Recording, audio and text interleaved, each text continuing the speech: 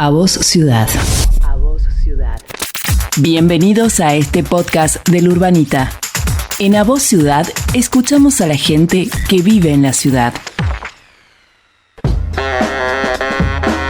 Los arquitectos en el hacer, además de diseñar, exploramos otros ámbitos como la comunicación. Soy Basilio Bonsuc. Esto es A Voz Ciudad. Seguime en bonsuc.com. Estás escuchando A Voz Ciudad. También nos encontrarás en las redes sociales y en Spotify.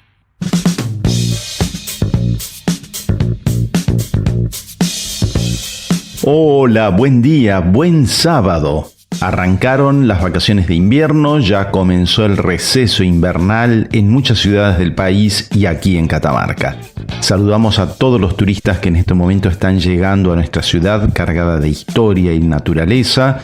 Y bueno, los invitamos a recorrer la Fiesta Nacional e Internacional del Poncho y a escucharnos aquí en Radio LSQ FM 95.3. Esto es A Voz Ciudad, un programa de arquitectura y ciudad que precisamente mañana, domingo 17, cumple 29 años. Al final te cuento cómo nació todo esto. Al final del programa te lo voy a contar. Bueno, qué lindo, las vacaciones, un momento de distensión para disfrutar en familia, con los amigos. Algunos se habrán ido a pasear a otro lugar, pero bueno, siempre el norte es interesante para recorrer y disfrutar en esta época del año. Así que a vivirlo plenamente. Bueno, te invito a visitar nuestro sitio web bonsuc.com, ya que, bueno, A Voz Ciudad se ha mudado a este sitio. 2B o bonsuc.com recibe a Voz Ciudad a partir de julio. Ahora ya en este mes A Voz Ciudad se muda a nuestro sitio bonsuc.com. Y todos los posteos de A Voz Ciudad de más de 15 años lo vas a seguir encontrando en el blog de bonsuc.com, y los audios de los programas de A Voz Ciudad todos van a estar en la radio de bonsuc.com. Así que bueno, bienvenidos a 2B y bueno, a seguir disfrutando del contenido que te brindamos en nuestro espacio A Voz Ciudad, que mañana precisamente cumple años. Bueno, te cuento que tenemos en nuestro episodio número 711. El invitado de la semana es Roberto Salinas, quien nos explica la problemática ambiental de los incendios forestales. Bueno, a propósito de esta situación lamentable que estamos viviendo con los incendios. Ya le vamos a preguntar todo, ya está aquí Roberto, y ya le vamos a preguntar un montón de inquietudes que tenemos con respecto a este tema que es un verdadero problema ambiental. También te vamos a contar cómo se puede enfriar el planeta y frenar el calentamiento global. Es un informe muy interesante, muy corto, que nos cuenta cómo podemos hacer ante esta situación. Y por último, Martín Serra nos da su mirada sobre la movilidad en la ciudad de Barcelona. Él es catamarqueño y está viviendo en esa ciudad y nos cuenta cómo se traslada por la ciudad de Barcelona. Muchas veces pensamos que la única solución para poder movilizarnos es el automóvil, pero bueno, el automóvil ya fue el paradigma del siglo XX, como siempre digo, y ahora debemos pensar ya en una cuestión más descontracturada y más flexible con respecto a la movilidad en la ciudad. ¿Comenzamos? Si te gusta la entrevista que estás escuchando, podés revivirla en Spotify, en Apple Podcasts y en Google Podcasts, buscando A Voz Ciudad. Estamos aquí en esta entrevista vía Meet con el licenciado Roberto Salinas, profesor de la Facultad de Ciencias Exactas y Naturales de la Universidad Nacional de Catamarca. Hola Roberto, ¿cómo estás? ¿Cómo te va? ¿Qué tal? ¿Cómo están ustedes? Muchas gracias por esta oportunidad. No, por favor. De poder dialogar con ustedes, ¿sí?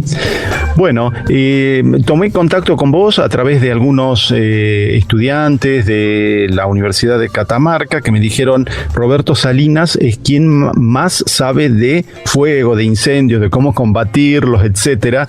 Contanos un poco cómo es tu formación y tu experticia.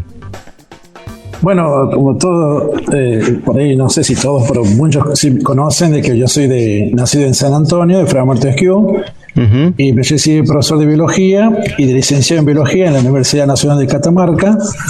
Y si bien tengo mucha afinidad con el tema fauna y flora, fui concursando cátedras que tenían más que ver con la parte de botánica. Por lo tanto, mi dedicación en la universidad es como docente del área botánica, en ciencias ambientales y también en las carreras de biología. Y también enseño geobotánica, que es una especialidad para los chicos de ciencias ambientales.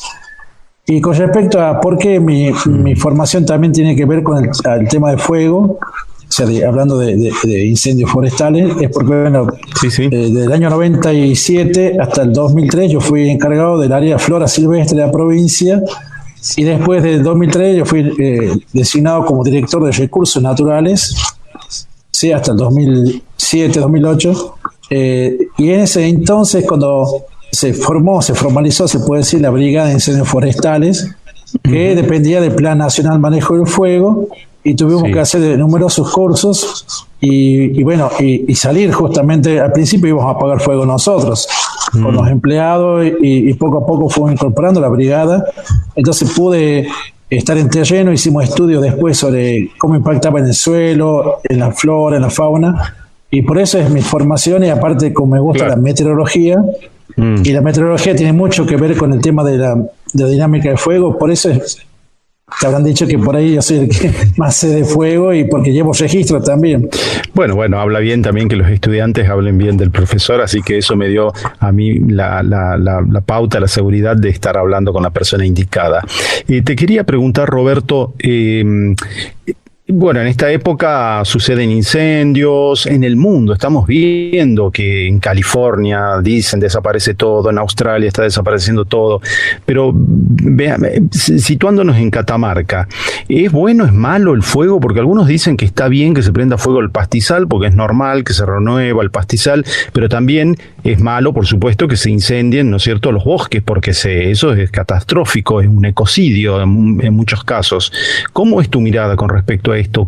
¿Qué es lo correcto y lo incorrecto en todo este manejo del tema del fuego? Bueno, lo primero que tenemos que entender desde el principio, que el fuego es una herramienta. El fuego fue lo que permitió que estemos vos y yo acá hablando con toda la tecnología. Si no, nos hubiéramos superado la era de hielo, porque no podríamos haber avanzado dominando los otros animales más grandes y poder cocinar nuestros alimentos. Sé que el fuego siempre fue un aliado del hombre, es una característica de la especie humana poder manejar el fuego, ¿sí? Y eso es lo que fue llevando al hombre, bueno, a un desarrollo cada vez mucho mayor de su expansión en la Tierra. Ahora el tema de los incendios forestales es otra cosa. La definición de incendio forestal está hablando como que es de la foresta, o sea, de un fuego en un bosque nativo, en un matorral nativo o en un pastizal nativo, aunque ya tenía que ser fuego de pastizal. Pero la definición de incendio forestal sería todo fuego, no importa el tamaño, no importa que sea un fuego de una hectárea. Ahí dice clarito que incendio forestal es todo fuego que se desplaza libremente por la vegetación sin estar sujeto a control humano y con efecto indeseado para la vegetación. Claro. Eso quiero que quede esa definición del Plan Nacional de Manejo de Fuego, en el cual yo estoy de acuerdo que incendio forestal no depende del tamaño, es todo fuego que se desplaza por la vegetación libremente sin estar sujeto a control humano. No importa que sea pasto, no importa que sean pastos, árboles, arbustos, todo. Cualquier fuego que se desplaza ya tiene que ser combatido, ¿sí?, para que no se transforme en un incendio de grandes proporciones. Ahora bien, hay que entender lo que es el triángulo de fuego. El fuego tiene un triángulo que es el combustible, el oxígeno y la fuente de calor. Y es como bien vos decías, los incendios más catastróficos son los que impactan sobre los bosques nativos. Justamente porque los bosques nativos son formaciones leñosas compuestas por árboles que llevan miles de años establecido en un lugar con un ecosistema ya asociado, con una protección del suelo y de la cuenca, y cuando llega un incendio el impacto es mucho mayor. Ahora bien, hay ecosistemas que son modelados por el fuego, como son los pastizales de altura, en el cual el fuego puede ser muy... pues, dar una imagen de algo tremendamente espectacular, un incendio de Cerro Crestón, pero toma toda la parte de pastizal, ese pastizal al cabo de un año puede verse nuevo ya regenerado, y usted dice, ¿dónde fue el incendio acá? En cambio, cuando toma un bosque, como el de la Cébila, sabemos bien de que puede demorar muchísimo tiempo o no recuperarse. Claro. Y por las especies de árboles que tenemos, seguramente deben tener algún producto, ¿no? Químico, alguna toxina, algo que lo hace más combustible, ¿no? A los bosques nativos, no sé cómo es así o no. Bien, yo sé lo que va a estar queriendo decir. Por ejemplo, los incendios de Córdoba, que son de pastizales con pino. El pino en la zona de Córdoba, los pinos tienen mucha resina, pero son especies introducidas. Claro. Las pináceas no son especies nativas de Sudamérica y son implantados en la Sierra de Córdoba, se expandieron, entonces ahí tienen un componente doble: pajonal, que se seca, que es el combustible rápido, fino y carga rápidamente, y después la resina, que es altamente inflamable cuando llega a una temperatura muy alta. Ahora bien, los bosques nuestros de orco quebracho son bosques que se mantienen secos durante el invierno y que tienen mucha cantidad de hojas en la zona, hojas secas que quedan, que es un colchón de hojas que es de una planta que se llama sacha membrillo, que forma parte del sotobosque, y ese es el que va ardiendo. Ahora, los orcos quebrachos, que son los árboles nativos del Chaco Serrano, que es el que más se incendia, si bien tiene resina, tiene tanino más que nada, ¿sí? Pero que tiene un fuego de alta intensidad, pero se puede decir de poca velocidad. ¿Sí? Claro. Entonces, en cambio el pajonal arde rápidamente de un lado a otro. Los bosques de orco quebracho pueden arder más lentamente, pero son más intensos en la generación de calor, y pueden seguir generando otros focos. Ahora, la quema de pastizales es cultural, ¿no? Porque esto se hace desde antes de la época de la llegada de los españoles, según lo que pude leer, ¿no? Muy de acuerdo, sí, correcto. O sea, los cazadores, ya sabemos que los cazadores, incluso antes de que haya culturas aborígenes, manejaban a esa fauna, se puede decir, con el fuego, ya sea asustándolo o llevándolo hacia un lugar. Y las famosas quemazones que había en la zona chaqueña, las famosas abras, que se llaman las pampas de los guanacos, pampa del infierno, eran provocadas justamente para dejar extensiones llanas, sin árboles, de manera que cuando haya pasto, el guanaco, los ciervos venían a ese lugar, y ahí se hacían los grandes chacus, que era la acción de cazar en ese lugar. O sea que ya había un uso, se puede decir, del fuego como una herramienta para la cacería. Sí. Claro, vienen de costumbres ancestrales. Ahora, en lugares como el nuestro, ¿no es cierto?, tan seco, es necesario contar con brigadas, ¿no es cierto?, que puedan ir a combatir, ¿no es cierto?, el fuego, y ahí es importante también la colaboración, ¿no es cierto?, de los lugareños para indicar en qué lugar es conveniente que el avión hidrante pase, por dónde hay que tirar el producto, ¿no es cierto?, para que esto no se pueda propagar. Te digo esto porque en una oportunidad, cuando se incendió este cerro que nombraste, yo estaba en la zona de Los Ángeles y había un productor que decía, no vino el avión por acá, tendría que haber venido por acá y no vino, y es como que no los escuchan. Ahí entra a jugar mucho, ¿no?, en la cuestión del lugareño, ¿no? Bueno, hay que recordar, que la geografía nuestra de Catamarca es una geografía compleja por las montañas que tenemos, y es fundamental conocer y tener la ayuda de los vaqueanos. O sea, un vaqueano, una persona que haya ganado y que sale todos los días, sube y baja del cerro, sabe dónde están los portezuelos, dónde están los acortes o las famosas cortadas. O sea, uno si quisiera ir de Los Ángeles a Pomán, y estaríamos, no sé, 5 o 6 días para poder llegar a Pomán, y ellos en cuestión de un día capaz que llegan. Claro. Porque ellos saben dónde están los portezuelos y dónde evitan las quebradas profundas y dónde están las largadas que ellos les llaman. O sea, la gente de campo es fundamental para poder orientar y ayudar a los vaqueanos, mejor dicho, a los brigadistas. El tema del uso de los aviones hidrantes, o sea, los aviones que hacen el combate, yo tuve oportunidad de hacer el vuelo en el año 2002 por el Cerro Crestón, con un gran incendio, y entonces iba un avión de la provincia en Cheyenne, y justamente iba con mi hermano, que en ese momento era jefe del aeropuerto, vicecomodoro de la Fuerza Aérea, Ramón Salinas, que era de la brigada de ataque y combate de caza de aviones Pucará. Él mismo me decía que era muy difícil poder combatir los incendios usando aviones en la geografía montañosa que tiene Catamarca. O sea que es bastante arriesgado lo que hacen los aviadores cuando van a justamente hacer los disparos de agua en la zona de fuego. Claro. Ahora, claro, qué importante es este tema de el ecocidio, ¿no es cierto?, que se produce con la falta de empatía por el otro, de la gente que prende un fuego, ¿no?, en un lugar de esto, en un ecosistema de esto, en esta situación de este clima, ¿no es cierto?, de este tiempo tan seco. Esto ahora existen leyes, ¿no es cierto?, o está empezando a hablarse, ¿no?, de la cuestión ambiental como un tema difícil y que hay que tenerlo en cuenta al momento de aplicar la ley, ¿no? Para ser sincero, cuando yo ingresé al área de flora silvestre, había ya una legislación antigua del año 64 que hablaba de la prohibición de la quema de pastizales sin estar avalado por un organismo competente. ¿Sí? O sea que ese año ya había. El tema está es que el productor, la persona que tenía que hacer una quema controlada, tenía que avisar al organismo competente y después hacer la quema controlada. Pasa que después con el tiempo no se hizo eso y la gente empezó a prender fuego por su campo y dejaba que después el fuego vaya por cualquier lado, que es lo que hacen. Hay menos ganado y por lo tanto hay más pasto alto, y eso es algo justamente acá se puede decir lo pernicioso, porque la gente prende fuego para justamente para reducir ese pasto alto y que haya pasto corto, que es el que come las vacas. ¿Sí? Si hay muchas vacas, provoca sobrepastoreo.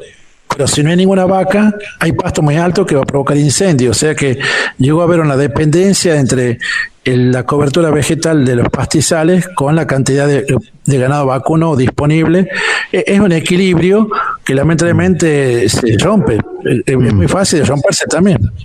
Pensaba en este momento acá en el territorio del Valle Central de Catamarca, donde están varias localidades, la ciudad de Catamarca, varias localidades de Fray Bartolomé, de Valle Viejo, cómo incide, ¿no es cierto?, el humo que se produce en todas estas paredes que tenemos, ¿no?, el Ancasti, el Ambato y todos los otros cerros, la Graciana, etcétera, el Gracián, perdón, cómo las consecuencias en la atmósfera, ¿no?, los problemas que ocasiona el humo intenso, porque el fuego está allá arriba, pero este humo llega a estos grandes poblados. Es todo un problema esto, ¿no?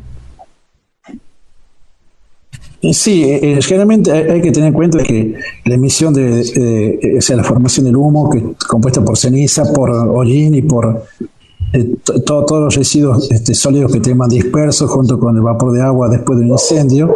Depende de la temperatura que alcance ese incendio, es la elevación. Hay nubes que yo tengo fotografías de nubes de incendios ahí en la zona de recreo que compiten en la altura con un cumulonimbus. Incluso ya las nubes que se forman se llaman pirocúmulos, que son igual que un cumulonimbus, pero hecho por un incendio forestal de casi 10.000 hectáreas que se quemaron ahí en el recreo. Y incluso puede llover después, o sea, puede caer un pequeño aguacero porque esa nube estaba hecha también tenía vapor de agua y con los otros vapor que se van juntando. El problema está de que también puede haber un enfriamiento repentino de ese humo y depositarse en algunas zonas que no tengan más ventilación.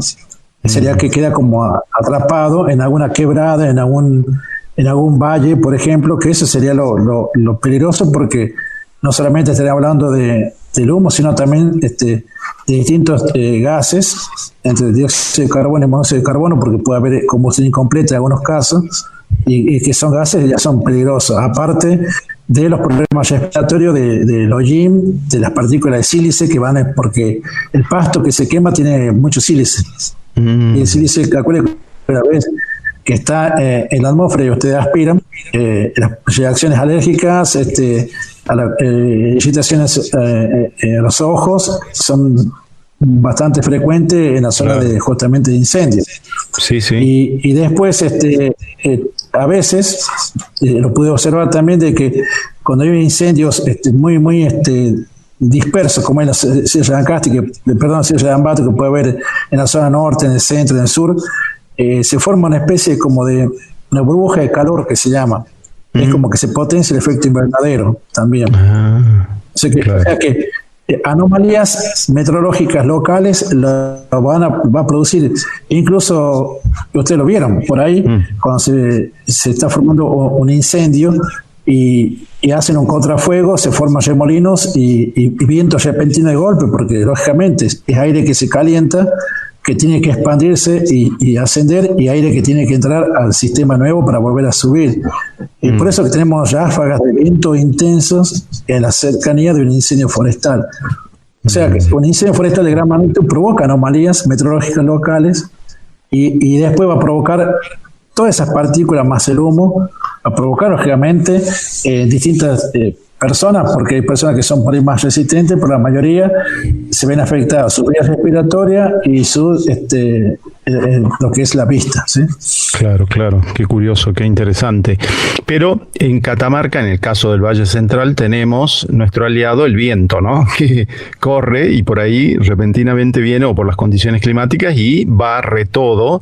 Esto es un gran aliado también, ¿no? Para la calidad de vida, digamos, nuestra, ¿no? Bueno, el viento que tanto molestia nos causa cuando uno quiere salir y quiere dar bici, el viento el noreste, que es el viento que vos estás diciendo. Sí. A fin de cuentas, ese viento noreste es el que trae calor y trae humedad después, en su debido momento, y después es el que dispersa también la semilla, dispersa el polen y dispersa el humo. Fíjense de que cuando hay viento norte, el humo rápidamente se dispersa.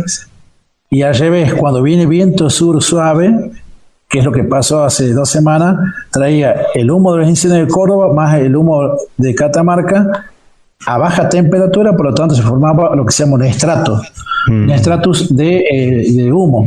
Hay estratus, las nubes estratus son nubes bajas, nubes de vapor, o sea, gotitas de neblina, es una neblina básicamente. Sí.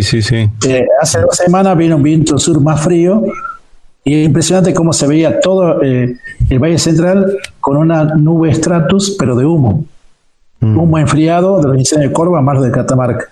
En cambio, el viento norte no deja. El viento norte es como decís vos, dispersa por la velocidad que tiene y por justamente la formación que tiene el viento norte es muy distinta a la del viento sur. Por eso que uno es como que te dispersa y el otro es al revés, te va concentrando las partículas. Claro. En tu experiencia de vida profesional, ¿hay más incendios ahora en nuestro país o es que por el tema de los medios, que se difunde rápidamente, todo se exagera, o siempre fue así o ahora está peor el tema de los incendios, de la cantidad, ¿no? Y calidad, digamos, yo creo que dar un calificativo. Sí. Nosotros en el año 97, que ya venimos haciendo registro, nos saltaba octubre como el mes con más número de incendios. No agosto, como siempre se decía que agosto era de incendios. Sí. Nos saltaba que el 97, nos saltaba que octubre era el de mayor frecuencia de incendios. Yo creo que antes hubo incendios catastróficos también, ¿sí? Incendios tremendamente que cambiaron la fisonomía, mismo acá nomás, donde están las palmeras, acá en la ruta 1 y 41, Antigua Piedra Blanca, no sé si se ubica, donde están las palmeras esa de la ruta. Bueno, antes era un bosque de algarrobo, el año 74, tiene que haber sido 74, cuando yo era muy chico, tenía 7 años, ahí hubo un incendio gigantesco, incluso lo televisaron por Canal 12. Para que lo televisen en ese entonces, por Canal 12 de Córdoba, era un incendio tremendo. Y ese lugar nunca más volvió a ser boscoso, al contrario, ahora está lleno de palmeras y de chilcas. Y a nivel país hubo incendios. Pasa que ahora hay más difusión, hay más, las noticias son mucho más rápidas de transmitirse, hay más filmaciones, ¿sí?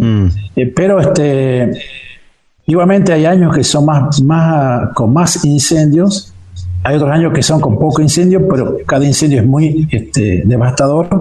Los incendios de Córdoba estoy seguro que tienen explicación intencionales, como bueno, los de Catamarca. Sí, eso dicen que son intencionales los de Córdoba, ¿no? Sí.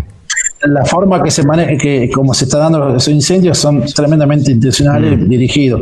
Los de Catamarca son hechos también por el hombre, no es por ningún rayo, pero acá no hay una intención de hacer el incendio. Acá queman un pajonal por la garrapata para que se brote y después por negligencia. Es lo que se llama negligencia.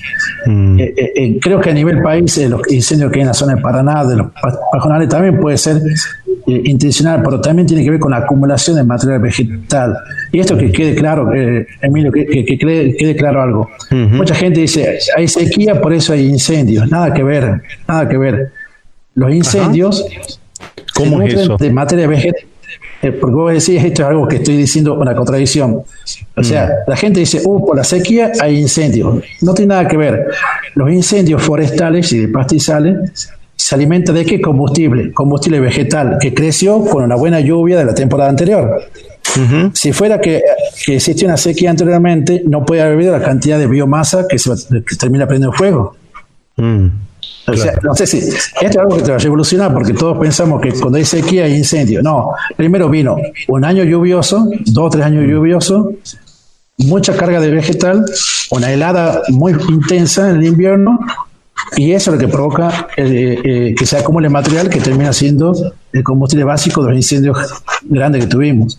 Claro. No sé si es clara la explicación. Sí, no, el incendio se produce por las hojas, digamos, que quedan en gran cantidad luego de un periodo húmedo de varios años, digamos, comparativamente, ¿no? Algo así. Correcto, exactamente. Ahora, y después de esa lluvia intensa viene una helada, o helada negra que se llama helada seca, y ahí viene los incendios en esta época. Claro. Los incendios intencionales se producen para ganar territorio a la agricultura, pero es como medio contradictorio también, porque esa tierra queda arrasada por el fuego, pero que después usan productos fertilizantes, agroquímicos y todo eso para que se puedan producir, o qué es lo que sucede. Mira, nosotros pudimos hacer un estudio con algunos profesionales que eran expertos en suelo ahí en la provincia de Catamarca, con los incendios que fue en la zona del Rodeo, justamente porque le interesaba saber. Se ve quemado un bosque de biscote en forma accidental. Por hacer un contrafuego, le hicieron mal, no había brigada todavía. Hicieron un contrafuego y terminaron quemando un bosque de como unas 2 hectáreas de bosque de biscote. Sí. Aunque te parezca algo novedoso, y hasta yo tampoco lo puedo creer, la experta en suelo detectaba que había mayor fertilidad en la zona más baja, que se acumulaba más cantidad de carbón. Carbonilla, materia, o sea, el carbón que después terminaba siendo nutriente, se acumulaba en zonas bajas. Pero ¿qué pasa? Cuando los incendios son altos, hay 2 cosas que suceden. Se volatiliza el nitrógeno, que es fundamental para las plantas, ¿sí? Y una vez que ya está gaseoso no se lo puede aprovechar. Todo el nitrógeno que estaba en el suelo con los incendios se va, y se puede formar también una especie de ladrillo también cuando el fuego es muy intenso. Pero en general es como que está repartido, es como que en algunas zonas puede quedar mayor cantidad de depósito de carbón y en otras zonas puede quedar más expuesto. Imagínate que un incendio en zona de ladera es de esperar de que todos los nutrientes terminen yéndose hacia un fondo de valle. Por algo las quebradas siempre son más fértiles que las laderas. Entonces, no siempre los incendios son tan negativos. Yo también antes pensaba que el incendio es tremendamente negativo para el suelo, ¿sí? Pero realmente no es tan al extremo. Lo que sí es lo que vos decís, de que quemar para poner después soja o poner, es como que hay algo que no cierra, porque sería bueno que directamente hagan un desmonte habilitado y aprovechen la madera. Pero yo vi incendios en Salta, quemaron a la Pedemontana porque no tenía habilitación para usar ese bosque, entonces lo prendieron fuego. O sea, un crimen directamente, un ecocidio. Un ecocidio, sí. Bueno, creo que hemos aprendido muchas cosas hoy escuchándote, Roberto. Lo que hay que hacer es tomar conciencia y no hacer fuego porque sí, sino que y cada vez que lo hacemos al fuego, apagarlo correctamente, así sea un asado el que estamos haciendo, a veces lo hacemos en el piso, ¿no es cierto? Hay que tener cuidado y precaución con esto, porque a veces, bueno, claro, la fuerza del fuego, como vos bien decís, por todas estas variables, se puede de golpe volver se incrementa, ¿no es cierto? Y puede producir desastres. Para terminar, ¿cómo ves lo que rápidamente, nos queda un minuto, es una pena, pero vamos a volver seguramente con otra entrevista? ¿Es tan grave lo que está pasando en Australia o lo que pasó realmente, como dicen los medios, si lo es que ustedes lo han podido estudiar o ver, sí. O los comentarios que hacen ustedes en el mundo académico? Sí, sí. Los incendios de los eucaliptos en Australia, los bosques de eucaliptos tienen un problema que es la resina, los aceites volátiles que tienen provocan incendios tremendamente potentes y que provocan un gran impacto en esos bosques, especialmente por la fauna que tiene, porque tiene una fauna endémica de animales que solamente viven en Australia, entonces el impacto es tremendamente hacia esa fauna. Y los bosques de eucalipto, si bien son impactados, tienen capacidad de rebrote. Pero esos incendios son los incendios más fuertes, se puede decir, le ganan a los incendios de pinos, son los de eucaliptos. Son de altísimo poder calórico y provocan tormenta de fuego, y especialmente con las viviendas cercanas. Claro. Sí, y la fauna, ¿no? Que eso es lo terrible, porque uno cuando ve un incendio cualquiera... La fauna es la fauna endémica. Sí, lo curioso es cuando uno ve los incendios acá que suceden en Catamarca, cuando uno va por la ruta cerca de los incendios, lo que a uno le da mucha pena es ver precisamente las aves, ¿no? Que están, o los zorros que van saliendo desesperados, ¿no? Porque se quema su ecosistema. La fauna es la que más sufre, sí, exactamente. Claro. La fauna nativa, la fauna nuestra es la que más sufre. Y también el ganado doméstico también se ve afectado muchísimo. Bueno, Roberto, ha sido súper interesante, se nos ha ido el tiempo rápidamente, creo que nos hemos podido pensar, reflexionar y quedarnos pensando en estos temas. Yo te agradezco mucho y estaremos en contacto en otra oportunidad. Muchas gracias. No, gracias, sí. Estamos en contacto, después vamos a estar en contacto con vos. Bueno, estuvo con nosotros el profesor, el licenciado Roberto Salinas, profesor de la Facultad de Ciencias Exactas y Naturales de la Universidad Nacional de Catamarca. Si te gusta la entrevista que estás escuchando, podés revivirla en Spotify, en Apple Podcasts y en Google Podcasts, buscando A Voz Ciudad. Estás escuchando A Voz Ciudad. También nos encontrarás en las redes sociales y en Spotify. ¿Cómo se puede enfriar el planeta y frenar el calentamiento global? Esa es la pregunta del millón, como se dice vulgarmente. Escuchamos constantemente hablar del calentamiento global y de sus devastadoras consecuencias para la humanidad. Nos agobian realmente con este mensaje. Pero bueno, lo cierto es que desde 1970 el termómetro del planeta se ha disparado y los cálculos científicos alertan de que el aumento de temperatura podría llegar a casi 4 grados en el 2100. Eso, aseguran, llevaría a la humanidad a una catástrofe climática con una seria amenaza para la vida. Pero ¿podemos revertir el problema? En el siguiente audio de la BBC Mundo lo explican. Todo el rato escuchamos hablar del calentamiento global, del aumento de las temperaturas y de los peligros que representa para el futuro de la humanidad. La pregunta es, ¿se puede enfriar el planeta? Y si se puede, ¿cómo? La primera buena noticia es que hay muchos científicos trabajando en formas innovadoras de enfriar artificialmente el planeta. Pero mientras, lo primero, y en esto hay un gran consenso, es detener la razón principal del calentamiento global: el exceso de dióxido de carbono que se acumula en la atmósfera como producto de la actividad humana. A ver, esto siempre se me ha hecho abstracto hasta que investigando para este video me encontré con esta metáfora. Imagínate que esa capa de dióxido de carbono que se forma con la acumulación de nuestras emisiones, que son anualmente anualmente nada más y nada menos que 33.000 millones de toneladas, atrapa el calor como si fuera una manta o una frazada y no deja salir al espacio la energía que emana la Tierra cuando se calienta con la radiación procedente del Sol. Esto es lo que se conoce como efecto invernadero. Y según la voz casi unánime de los científicos, es el principal responsable de que el mundo haya pasado de un aumento de temperatura promedio de 0.06 grados Celsius en 1970 a 1.16 en la actualidad. Entonces, si lo que queremos es revertir el problema, lo que debemos hacer es reducir las emisiones para que esa manta se haga más ligera y atrape menos calor. ¿Y cómo podría lograrse? Pues ahora vamos a cambiar la manta por una tina o una bañera. Abrimos el grifo y la bañera se va llenando de dióxido de carbono. ¿Y qué podemos hacer para que deje de llenarse esa tina? Tenemos dos opciones.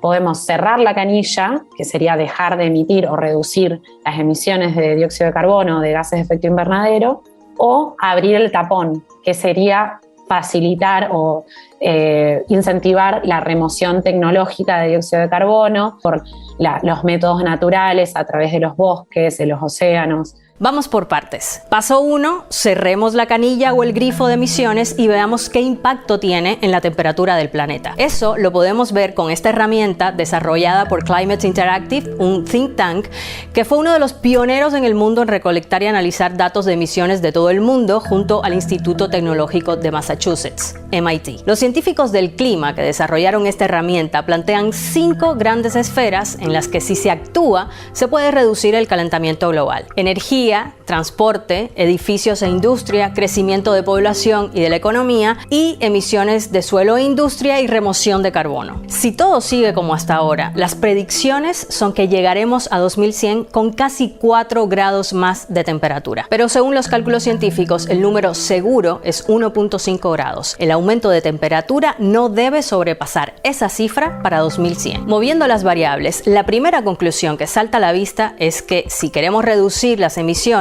no se puede con una sola acción, sino varias y simultáneamente. Pero entre todas estas esferas hay 2 que tienen el mayor impacto en el grifo de emisiones, aunque también el mayor costo económico: energía y transporte. Las medidas que hay que tomar son radicales. Suponen el reemplazo de la matriz energética que rige actualmente en el mundo basada en los combustibles fósiles como el petróleo, el gas y el carbón para migrar a las energías renovables más limpias y que no contaminen. Por ejemplo, en materia de energía, lo que mayor impacto tendría en la reducción de la temperatura es aumentar al máximo el precio del carbono. Es decir, establecer un precio global al carbono que haga que las fuentes de energía sean más caras dependiendo de la cantidad de carbono que liberan. Aunque tampoco es una solución mágica, porque una energía más cara supondría una producción más cara y unos productos más caros, algo que puede afectar el desempeño económico. Además, este impuesto a los productores de energía podría traducirse en un mayor costo para los usuarios y un impacto en el bolsillo de los más pobres. A esto sumamos la resistencia al cambio de los sectores de transporte y energía, que son muy poderosos, estratégicos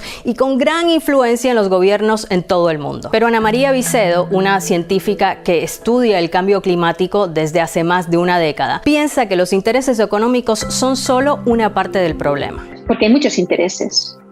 O sea, se juntan intereses económicos con la complejidad del problema, con mucha incerteza. Entonces se combina todo, se pone todo junto y sobre todo esa necesidad de tener beneficios a corto plazo es el problema del cambio climático. Tú por mucho que hagas hoy cosas para el cambio climático, no vas a ver beneficios hasta dentro de las siguientes décadas. Más paneles solares, geotérmicos y turbinas eólicas, hidroeléctricas y todas las tecnologías que produzcan energía con muy poca o ninguna emisión de CO2 harían que el termómetro descienda. Si llegáramos a que el 100% de los autos y buses fueran eléctricos, también se restarían grados. También si se reducen las emisiones de metano y otros gases contaminantes que salen de la descomposición de la basura, la ganadería y la comida. Otro tema clave es reducir el crecimiento de la población mundial. Familias más pequeñas producen menos desperdicios y básicamente hay menos personas contaminando, y esto puede ayudar a que esa tina de dióxido de carbono no se siga llenando. Pero recordemos que la estrategia para enfriar el planeta pasa pasaba por cerrar el grifo de las emisiones, pero también por abrir el tapón de la tina. Y esto es básicamente evacuar ese dióxido de carbono que ya existe en la atmósfera. Por eso se habla de plantar más bosques y de dejar de deforestar, pues los árboles extraen el carbono del aire, lo que reduce la concentración de dióxido de carbono. Pero ojo, porque los científicos advierten que multiplicar árboles sin un plan y control tiene sus riesgos, ya que puede afectar la biodiversidad y el buen funcionamiento de los ecosistemas. Además, esto solo no alcanza. Otro camino es desarrollar tecnología que haga esa misma función que hacen los árboles, la de absorber el dióxido de carbono, aunque las que se han desarrollado hasta el momento tienen aún muchas limitaciones. Ahora, mientras los científicos investigan cuál es la mejor forma de quitar el tapón de la tina, lo que parece más claro y más urgente es cerrar el grifo del CO2. Lo cierto es que solo con la combinación de estas acciones es posible llegar a la meta y que el calentamiento no supere la cifra clave de 1.5 grados. La mala noticia es que esta herramienta no es el mundo real, y en este mundo real estamos bastante lejos de la meta. Este 2021, la Agencia Internacional de Energía reportó que las emisiones globales de dióxido de carbono tendrán el segundo incremento más grande de su historia. Exactamente lo contrario de lo que necesita el planeta, que sabemos cómo enfriar, pero que seguimos calentando. A Voz Ciudad. A Voz Ciudad. Estamos aquí en esta entrevista vía Meet con Martín Serra, un catamarqueño viviendo en Barcelona. ¿Cómo te va, Martín? ¿Cómo estás? Hola Basilio, ¿qué tal? Muy bien, todo bien. Bueno, acá, recién llegando de trabajar. Bien, contanos, Martín, la idea era charlar con vos para escuchar el testimonio de la gente que vive en el lugar y que nos cuentes un poco cómo te trasladás por la ciudad de Barcelona, qué medios de transporte usás, qué costumbres ves en la gente con respecto a la movilidad, cómo está trabajado el tema de la movilidad en esa ciudad tan hermosa ahí en el Mediterráneo. Bueno, mira, yo desde que llegué hace 6 meses, digamos, lo primero que empecé a usar fue metro. Digamos, el metro subterráneo, digamos, para el transporte bajo tierra, fue como la primera experiencia que tuve. Impresionante, digamos, la red de metro, no sé si son unas 6-7 líneas que se cruzan en un montón de lugares y que, digamos, van no solamente de una punta de la ciudad a la otra, sino que pasan Barcelona, o sea, pasan como a localidades vecinas. Digamos, eso fue como una de las primeras cosas que empecé a usar. Después bus también, a veces combinando bus y metro. Los buses acá son casi todos, no sé cómo habrá sido antes, pero bueno, por el momento veo muchos buses híbridos o eléctricos. Digamos, eso se ve muchísimo. Qué bien. Creo que todos. Uh-huh. Y bueno, y después, bueno, por supuesto que el automóvil, digamos, sigue siendo un medio importante, pero no es el taxi y el automóvil no es, al menos en mi caso, no es un medio que haya usado mucho. Y luego, y que es un medio que estoy usando ahora mucho también, es la bicicleta. Y el tranvía, también hay tranvía ahí, ¿verdad? Es verdad, es cierto.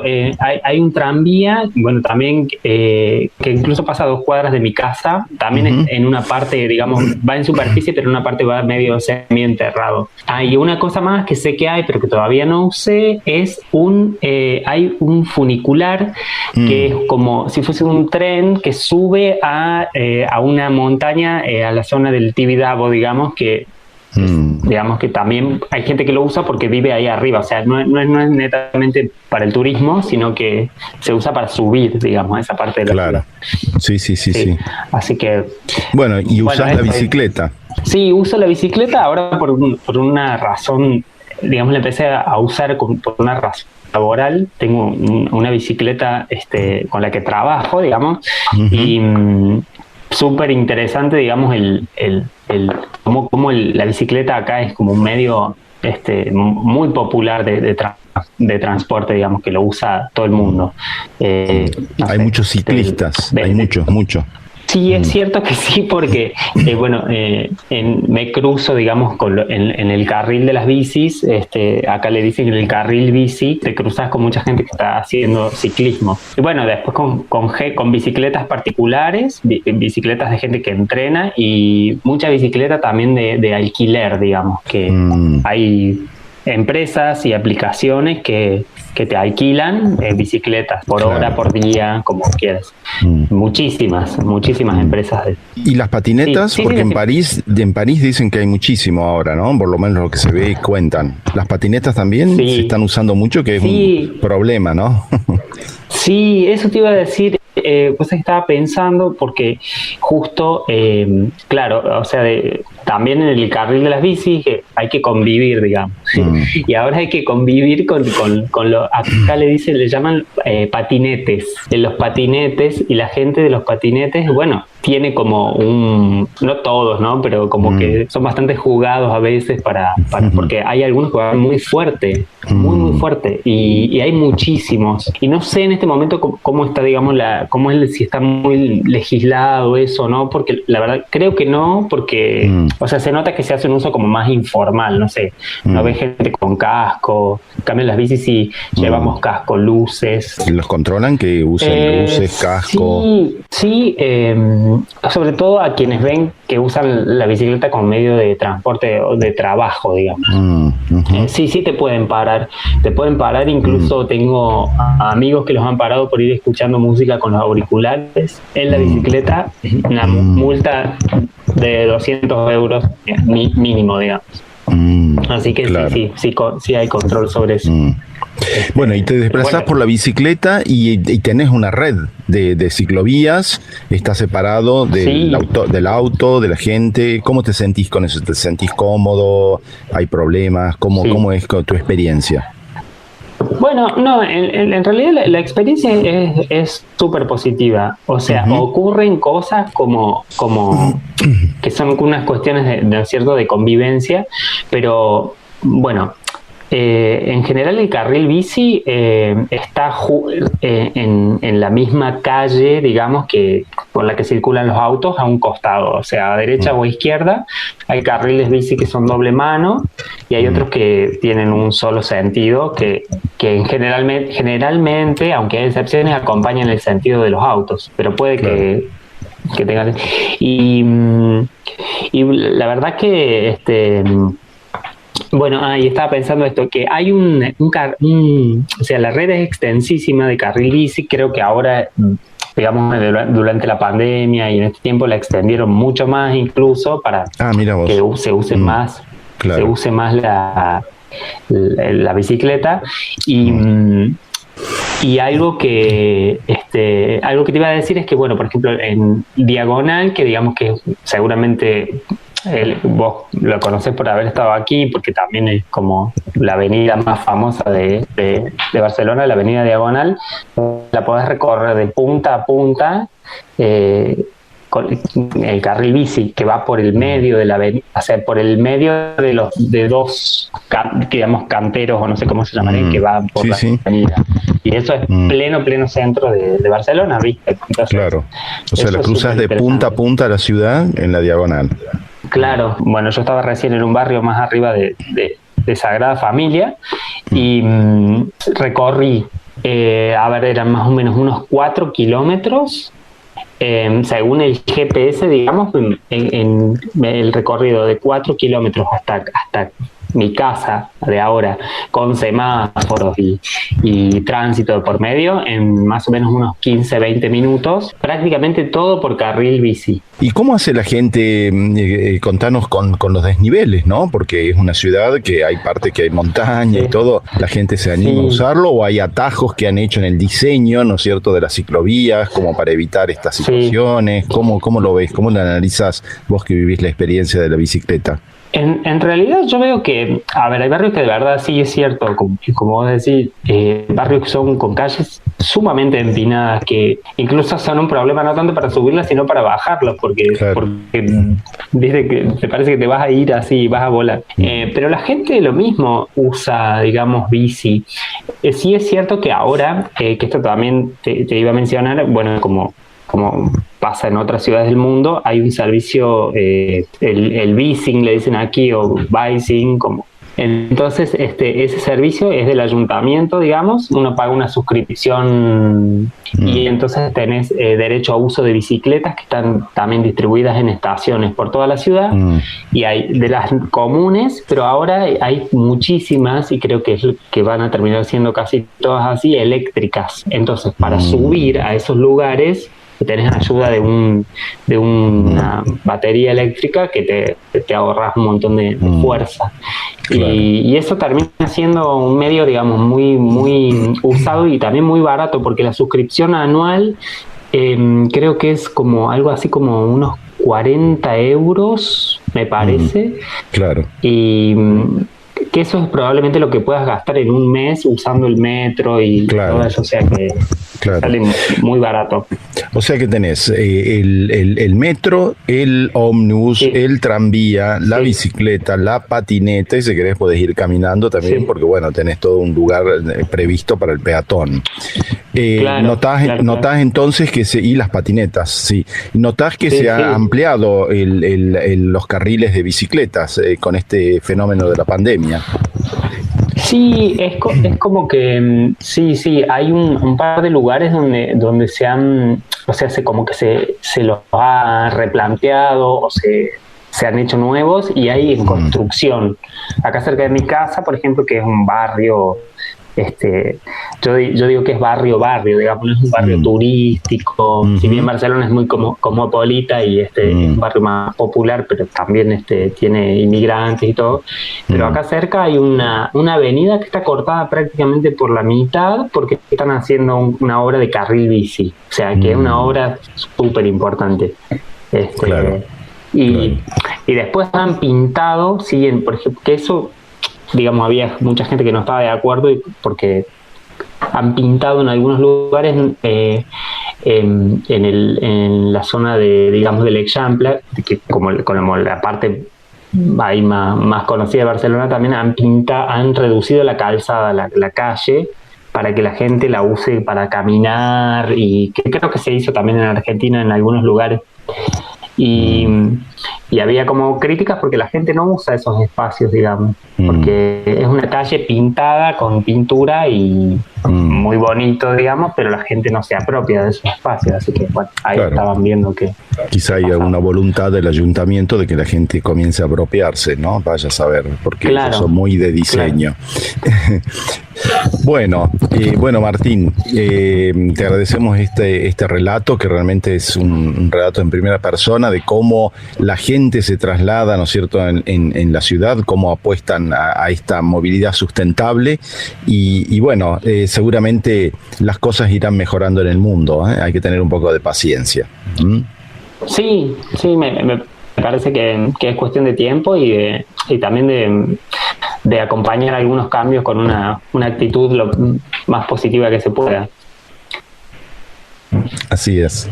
Bueno, estamos en contacto, te mando un saludo muy grande y mucha suerte. Bueno, muchas gracias por permitirme compartir la experiencia. Bueno, estuvo con nosotros Martín Serra, un catamarqueño que vive en Barcelona, en esta entrevista vía Meet. Si te gusta la entrevista que estás escuchando, podés revivirla en Spotify, en Apple Podcasts y en Google Podcasts, buscando A Voz Ciudad. Bueno, aquí estamos, pasó volando el programa, muy interesante lo que nos contó Martín, que vive en Barcelona, su mirada sobre la movilidad urbana precisamente en esa ciudad, la bici, el ómnibus, el metro, el tranvía, el funicular, una cuestión mixta, el taxi también, en fin. Pero la bicicleta es un medio muy popular, existen los carriles bici, y bueno, y las patinetas también, que están tomando su impulso, que eso se ve mucho también en la ciudad de Buenos Aires, ¿no? Y bueno, y como en las grandes ciudades y en muchas ciudades de escala intermedia como la nuestra, se amplían los carriles bici. Esto es muy importante porque, bueno, esto es lo que se viene, el futuro, ¿no? Con respecto a, bueno, considerando los problemas que tenemos en la humanidad, en nuestras ciudades. Lo de Roberto Salinas es súper interesante y muy pertinente, muy atinado en este momento tan difícil que estamos viviendo con respecto a los incendios. Y bueno, y nos dijo un montón de cuestiones que por ahí nosotros tenemos ya claras y otras que son nuevas, ¿no? Para nosotros, ¿no? Que realmente nos dejan pensando. El manejo del fuego, que siempre estuvo ahí, desde que apareció, que el hombre lo descubrió, ¿no es cierto? Siempre fue un aliado del hombre. Y acá la cuestión es qué plan de manejo de fuego tenemos, ¿no? Y este triángulo de fuego tan importante que hay que tener en cuenta, combustible, oxígeno y fuente de calor, que realmente hay que estar siempre alerta, ¿no? Como bien decía Roberto, la quema de pastizales es cultural, ¿no? Es necesario contar con brigadas contra el fuego. Me pareció esto interesante cuando él habla de la importancia de escuchar a los lugareños y saber por dónde llegar para apagar un fuego, ¿no es cierto?, que se ha armado. Este concepto del ecocidio que se incorpora, ¿no es cierto?, en estos tiempos, en estos nuevos paradigmas que estamos manejando, estos paradigmas ambientales, este fino equilibrio entre el pasto y el ganado, ¿no es cierto?, y cómo queman los pastizales precisamente para poder tener pasto nuevo para el ganado. El problema del humo, la ceniza, el hollín y los sólidos dispersos en el humo con el vapor de agua, es bastante complejo, ¿no?, el tema. Y estas nubes producidas por los incendios forestales que se llaman pirocúmulos, lo anoté porque me quedé pensando en lo que decía. Y cómo el enfriamiento repentino del humo, que queda atrapado en los valles, ¿no es cierto?, contienen gases peligrosos. Muy complejo todo, muy interesante lo que nos contaba. También habló de la formación de burbujas de calor, como si fueran de efecto invernadero en los incendios, cómo un incendio forestal puede provocar anomalías climáticas, y cómo también en Catamarca el viento nos salva barriendo todo, sobre todo este viento del norte, del noreste que él hablaba, ¿no? ¿Hay más incendios ahora? Esa pregunta que todos nos hacemos, él la contesta diciendo que siempre hubo incendios. Hay más difusión por los medios. Ahora los videos, ¿no es cierto?, difunden, lo podemos ver en el momento y bueno, es mucho más potente el mensaje, pero siempre hubo incendios, como él comenta, pero ahora se difunden muchos más. Y esta cuestión, ¿no?, de si hay incendios cuando hay sequías, cuando en realidad lo que provoca estos incendios, ¿no es cierto?, es la acumulación vegetal de varios años, ¿no? Estos colchones de vegetales que se van, que nosotros casi ni los vemos porque están muy aplastados en el suelo, pero que eso es precisamente el combustible, ¿no es cierto?, que provoca estos incendios. Me pareció súper interesante lo que nos dijo Roberto, ¿no es cierto?, que nos deja pensando. Y bueno, cuidado con el fuego. Si vas a algún lugar de paseo, haces un picnic, prendes un fuego, apagarlo bien. Cuidado con las colillas de cigarrillo, el pucho que tiran por las ventanas mientras viajan, sobre todo ahora que hay mucho turismo. Hay que tener mucho cuidado con este tema y tratar de preservar la cuestión ambiental. Interesante el programa de hoy, los incendios, esta cuestión del calentamiento global y cómo podemos frenar esta situación tan complicada, y esto de Martín viviendo en Barcelona y la movilidad sustentable, ¿no? Un programa realmente que tuvo en cuenta hoy la sustentabilidad en nuestro territorio. Nos vamos realmente pensando. Y ya sabes que si llegaste tarde a este programa, podés escuchar la repetición del programa en mi canal de YouTube. Bueno, como te decía al principio, mañana 17 de julio, A Voz Ciudad cumple 29 años. Recuerdo como hoy, cuando llegamos a Radio Universidad, aquella Radio Universidad, la vieja, la primera, ¿no es cierto?, allá en los estudios en el campus de la Universidad Nacional de Catamarca, y un sábado a las 9 de la noche, de 9 a 10 de la noche, hicimos A Voz Ciudad con un grupo de estudiantes de la Escuela Industrial armando un viaje para ir a estudiar las barreras arquitectónicas a España. Y a partir de ahí, bueno, no paramos más y fue cambiando y bueno, hemos estado en varias radios y hoy aquí en Radio Lesquiu, a quien le mandamos un saludo muy especial a todo el personal de esta radio que nos permite estar en su espacio y poder transmitir este mensaje que es tu mensaje como urbanita que te gusta vivir en la ciudad y pensar estos temas, soñar una ciudad mejor. Bueno, suerte a todos los que van a la fiesta del poncho. Debe ser imposible entrar porque debe haber muchísima gente. Luego de 2 años de pandemia vuelve la fiesta del poncho, así que a disfrutarlo plenamente. Y nosotros nos despedimos hasta la próxima semana. Chao, disfruten del fin de semana. A Vos Ciudad. A Vos Ciudad. Seguime en bonsuc.com. Mis podcasts están en YouTube, Spotify y Apple Podcasts. De parte de Basilio Bonsuc, en la conducción y producción, Mónica Paz en la voz y Carlos Sequeira en la edición, te saludamos y te esperamos en A Vos Ciudad. A Vos Ciudad.